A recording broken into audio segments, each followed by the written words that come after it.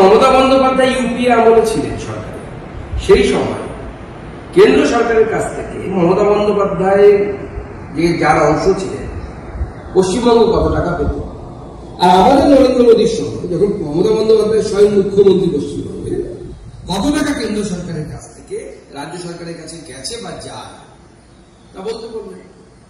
একটা জিনিস নীতি আয়োগ নতুন করে তৈরি হয়েছে এবং দেখুন নীতি আয়োগ খারাপ, আগে ভালো ছিল, প্ল্যানিং কমিশন ভালো ছিল, এই ধরনের বক্তব্য এই বস্তা পচা নেতা এছাড়া কারো মুখ থেকে শুনতে পারে না।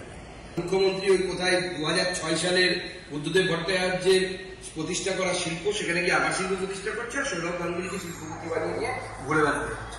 আর অসম দেখুন পিছিয়ে ছিল আমাদের থেকে অনেক, সে এখন অ্যাডভান্টেজ আসাম করে 5,000 কোটি টাকার ইনভেস্টমেন্ট নিয়ে চলে গেছে। বাংলা হান্টের আরো খবর দেখতে নজর রাখুন। বাংলা খবর মানেই বাংলা হান্ট।